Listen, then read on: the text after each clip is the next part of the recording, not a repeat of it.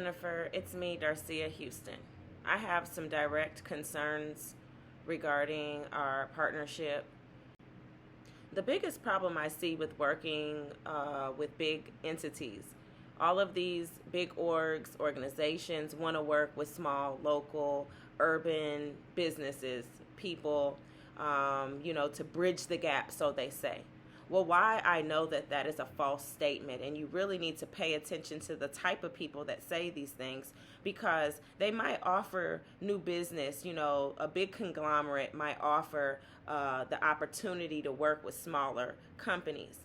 But the biggest issue we always will have, if this big organization or these institutions or this program does not understand that they're working with real live people, and real live people owe bills on net 30. Everything is paid for up front, and everything is at least net 30. Then we're working with organizations don't pay until net 60, net 90, some 120.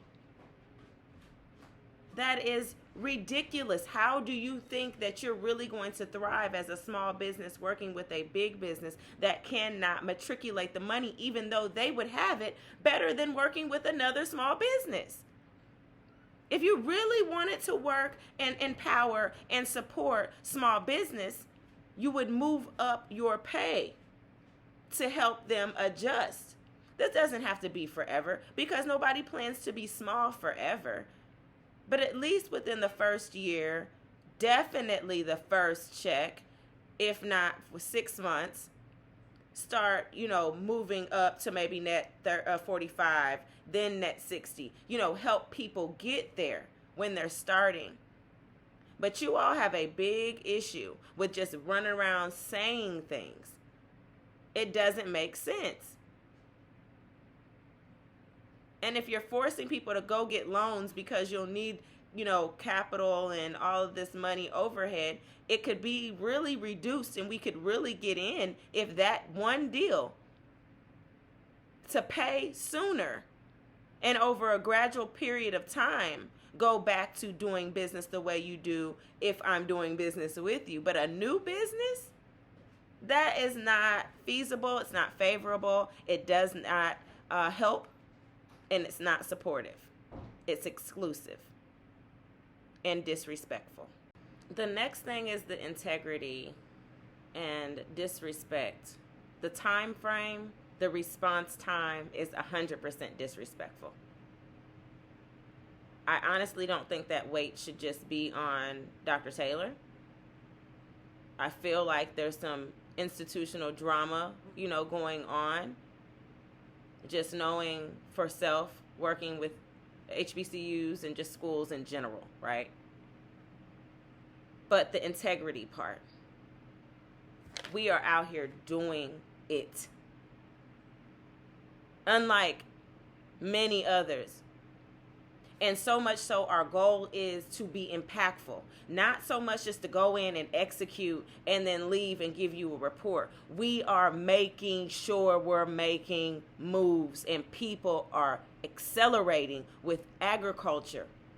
We're turning business owners into farmers so they can have more product. We're turning backyards into farms as well. In addition to getting these interviews, in addition to learning why they're growing. Another thing that rubs me wrong is there's absolutely no follow-through regarding emails. There's no bandwidth. You don't have the bandwidth to support this program. But I'm sure your entity has already been paid or is getting paid something very nice to implement this, and you're sending us through the ringer. I'm grateful for the opportunity. I'm actually inspired to do more. However, it's really stressful and draining how this process came about and how it's being handled without technical support or the ability for you to reply when we're implementing things. Number one, we were told that when the initial invoices were submitted. The reason that they were going to take a long time is because that we were new, we were getting in the system, we were vendors. Overstood. Disappointing, knowing that you all need our help but do not have better processes. So it's very much insanity what the institution and or program is expecting, because there hasn't been any different implementations on the parts of the grant holders. The land grant institutions, the people that are holding the urban dollars, are not doing anything different. And I want to be very clear about our process. We explained to you that we wanted to do a documentary that was approved. If you know anything about that, which I'm sure you do, you are extremely educated, intelligent, articulate, you understand that process. So, of course, we have to get established. That was the first segment. This segment we are actually recording, and I've been editing along the way, as this is my part-time, not full. Then we have to execute, meaning put the documentary together. So there's 4 stages, and at the end, you will have a final product plus the interviews. So I'm confused on what is needed prior in those steps, because it is a process. We had to get established. We had the huge hiccup with not being able to use the stipends. We haven't been able to give out that money yet. I want to know where it's at, why it's not being used, why nothing's being fixed, and we haven't had a meeting on how to move forward with that promise. Then we have to actually record. Then we need to see through editing what's worth keeping, what's not, that type of thing. So with all of those processes, when we knew that we had a year, four times that we were going to get paid, that's when we said documentary, that's exactly what that looks like. Not only do we have a weekly podcast that we are bringing in local people and mixing them, trying to find professionals on different dates to bring them in to provide information about programming, but we ourselves even went through the process.